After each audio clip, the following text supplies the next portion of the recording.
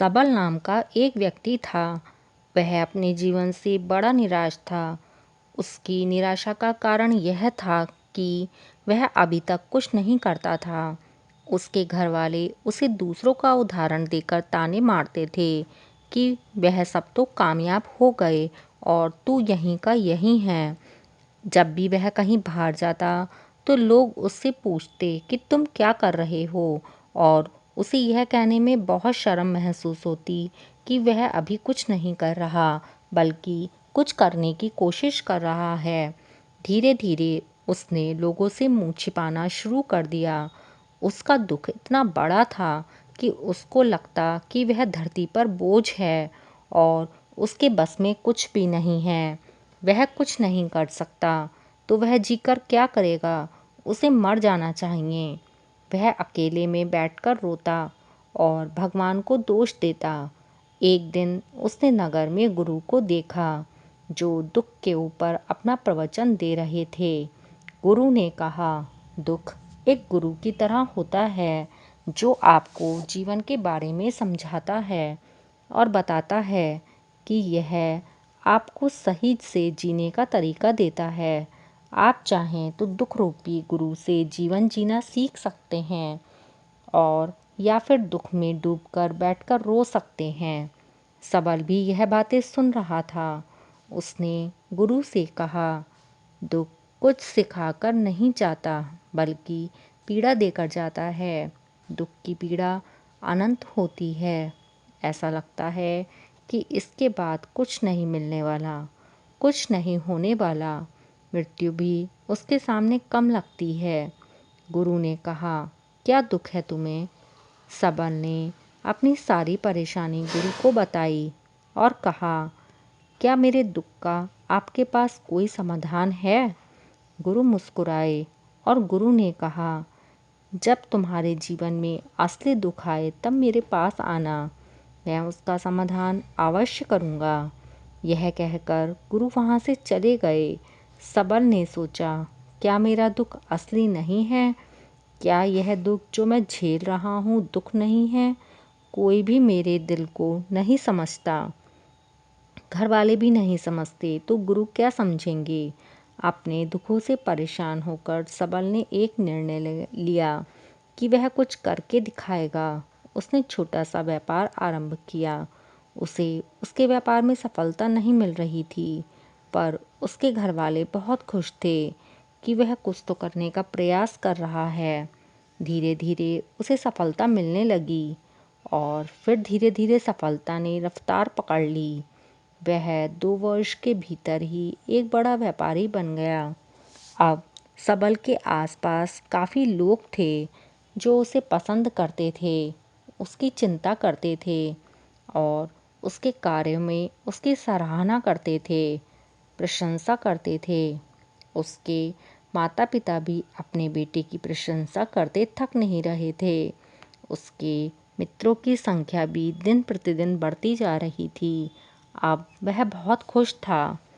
अपनी ज़िंदगी में पड़ोस के कुछ मित्रों ने उसे समझाया कि जब वह बड़ा व्यापारी बनकर इतना सुखी रह सकता है तो सोचो, अगर तुम इस नगर के राज्य के सबसे बड़े व्यापारी हो जाओ तो कितना सुख होगा तुम्हारे पास। कितने लोग तुमसे जुड़ेंगे, कितने कितना तुम्हारा यश फैल जाएगा।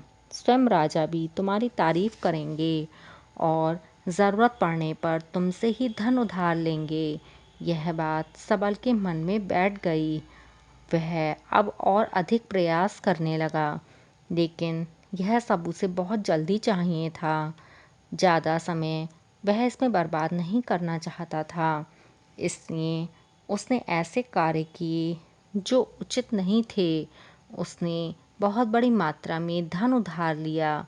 अपने मित्रों से लिया ज़्यादा मुनाफा कमाने के चक्कर में अपने माल की गुणवत्ता खराब कर दी। उसके मित्र उसे जैसा समझाते गए वह वैसा ही करता चला गया। दूसरे व्यापारियों के खिलाफ षड्यंत्र भी रचे। अब उसके जीवन का सुकून कहीं चला गया था। उसे रात में नींद नहीं आती थी। वह हमेशा कुछ ना कुछ किसी न किसी उधेड़-बुन में लगा रहता। सुख साधन की सारी वस्तुएं होने के बाद भी उसे कोई भी सुख नहीं मिल रहा था। एक दिन सबल अपने रथ में बैठकर एक मार्ग से जा रहा था।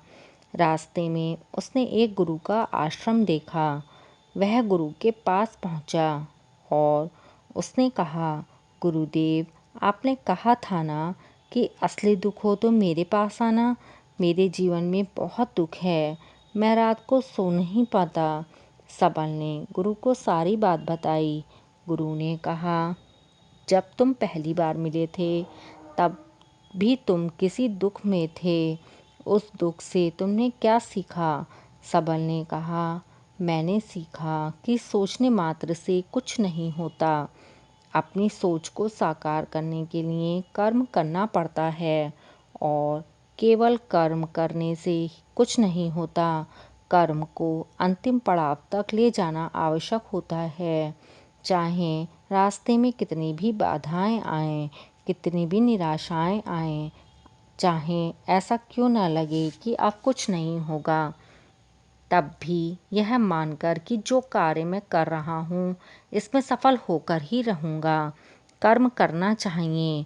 लोग केवल सफल व्यक्ति को ही महत्व देते हैं, बाकी सब चाहे कोई कितना भी अच्छा क्यों ना हो, इस दुनिया के लिए वो बोझ ही कहलाता है।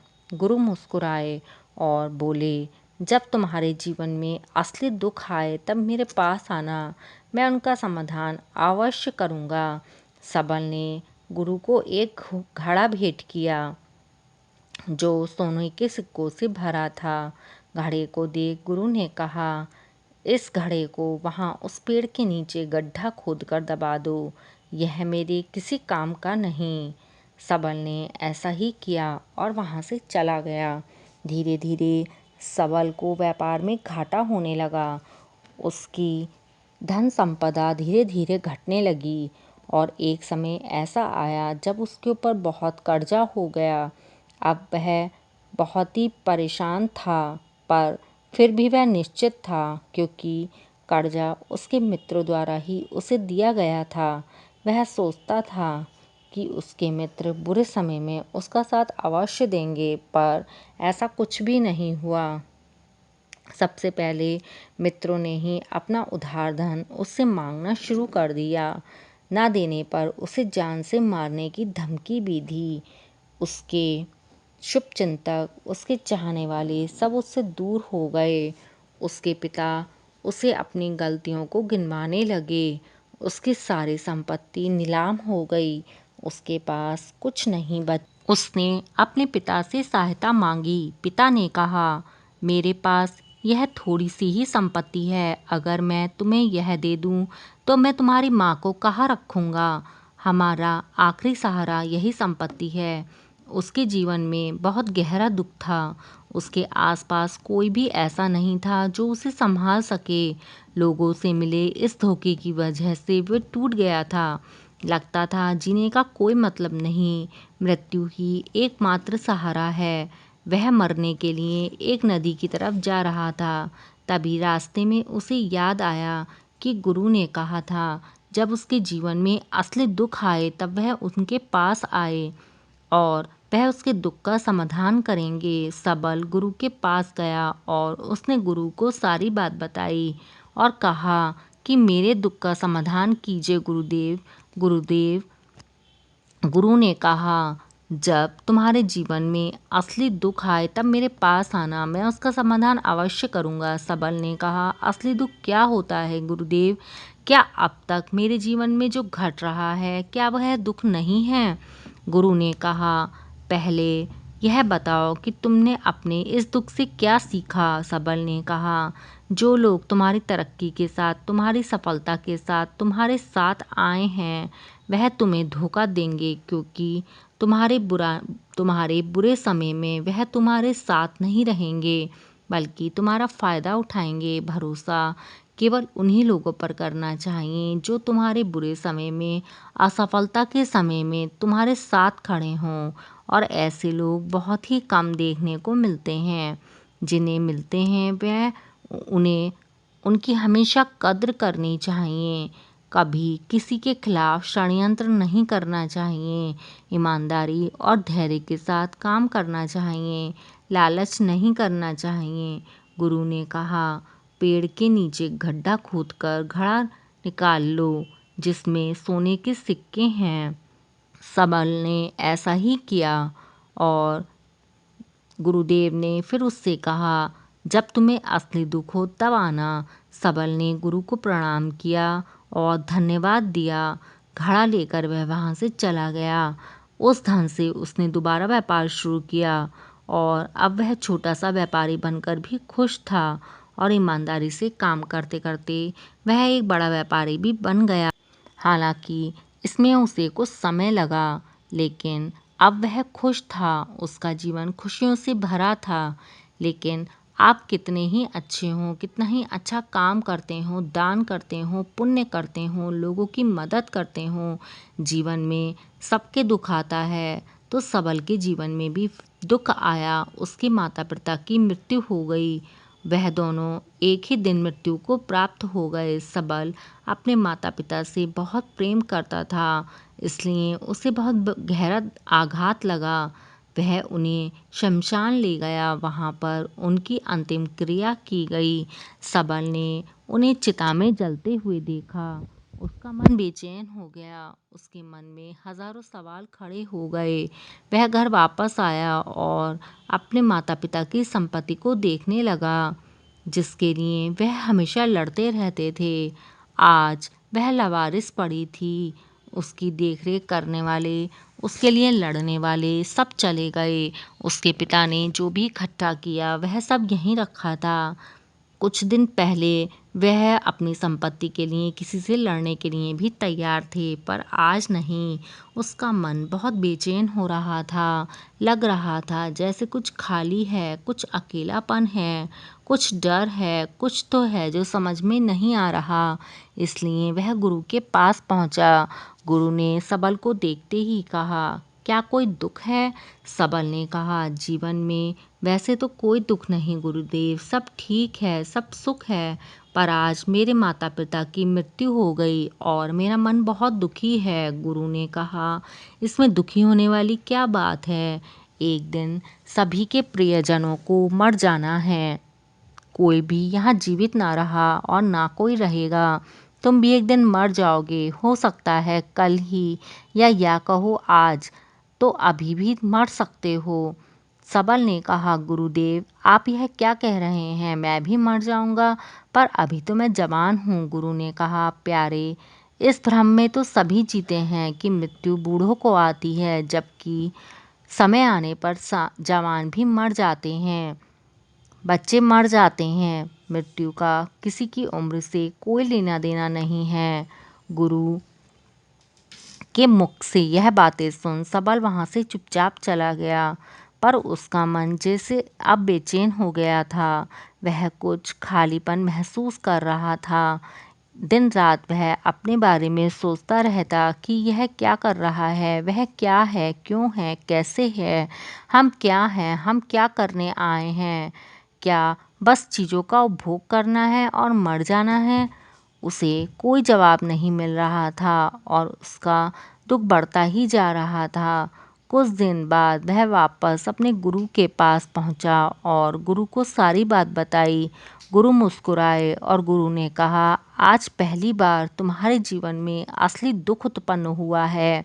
वास्तव में यही है जो दुख कहलाने के लायक है, कि हमें नहीं पता कि हम क्या कर रहे हैं, क्यों हैं, कैसे हैं, कौन हैं हम और हमें क्या करना है। सबल ने कहा, गुरुदेव मेरे दुख का समाधान कीजिए। गुरु ने कहा, हम सब अपने जीवन में पैसा इकट्ठा करते रहते हैं। सबल ने कहा, गुरुदेव सब लोग धन संपत्ति, मान सम्मान, प्रेम, परिवार, मित्र, शत्रु, पद प्रतिष्ठा इकट्ठा करते रहते हैं। गुरु ने कहा, क्या इनमें से कुछ भी इकट्ठा करके हम अपने साथ लेकर जा सकते हैं? सबल ने कहा, नहीं गुरुदेव, इनमें से कुछ भी साथ नहीं जाता। मेरे माता पिता के साथ भी कुछ नहीं गया, सब यहीं। गुरु ने कहा, ध्यान से समझना, इस दुनिया में जिसे हमें इकट्ठा करना है उसे हम कभी इकट्ठा करते ही नहीं। सभी चीज़ों को देखते हैं लेकिन उसे देखते ही नहीं। जिसे हमें इकट्ठा करना है वह है हम। खुद हम इस दुनिया में अपने आप को इकट्ठा करना है, ताकि जब हमारी मृत्यु हो तब हम एक हो सकें और अपने आप को पहचान सकें। हम बटे हुए हैं प्रेम में, नफ़रत में, क्रूरता में, पद में, प्रतिष्ठा में, सम्मान में, पहचान में, धर्म में, जाति में, दूसरों को लूटने में और अपने आप को लुटाने में, और ऐसी ही हजारों लाखों छाँव में, वासनाओं में हम बटे पड़े हैं। हम टुकड़ों में जीवन जी रहे हैं। हमारी चेतना कभी एक नहीं हो पाती। हमारी ऊर्जा शक्ति बिखर गई है। इसलिए हमारे पास इतना भी समय नहीं है या इतनी भी शक्ति नहीं है कि हम मुड़कर अपनी ओर देख सकें। वास्तव में लोग जिंदगी भर जिन्हें दुख कहकर चिल्लाते रहते हैं और उनका समाधान खोजते रहते हैं, उनका समाधान कभी मिलेगा ही नहीं, क्योंकि वह जिन्हें दुख कहते हैं वह दुख है ही नहीं। इसलिए यहाँ किसी को कभी उनके दुख का समाधान नहीं मिलता। वह बस एक परिस्थिति से छूटकर दूसरी परिस्थिति में फंस जाते हैं। जैसे वह पहली समस्या में रो पड़ते हैं, वैसे ही दूसरी समस्या में रो पड़ते हैं। हमेशा ही एक ही समाधान नज़र आता है, वह है मृत्यु। पर वह भी कोई समाधान नहीं है। इसलिए इन सब का अगर परम समाधान चाहिए तो अपने आप को इकट्ठा करो, अपनी ऊर्जा को इस संसार से वापस खींचो, उसे एकत्रित करो, अपने ऊपर ध्यान दो, अपने पर ध्यान लगाओ। मृत्यु से पहले अपने आप को पहचान लो। ऐसे ही बिखरे हुए मत चले जाना। सबल ने कहा, तो क्या गुरुदेव हमें यह संसार छोड़ देना चाहिए, अपनी इच्छाओं को मार देना चाहिए, धन संपत्ति इकट्ठी नहीं करनी चाहिए? क्या हमें यहाँ किसी से भी प्रेम नहीं करना चाहिए? गुरु ने कहा, तुमसे इच्छाएं, कामनाएं और वासना ऐसे ही निकलती है जैसे पहाड़ से कोई पत्थर गिर रहा हो, जिस पर पहाड़ का कोई नियंत्रण नहीं है सिवाय देखने के और परेशान होने के और कुछ खोने के।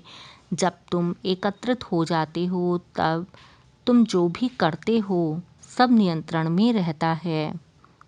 तब इच्छाएं भी तुम्हारी इच्छा से निकलती हैं। सबल ने कहा, गुरुदेव आपने मेरे सच्चे दुख का निवारण कर दिया है।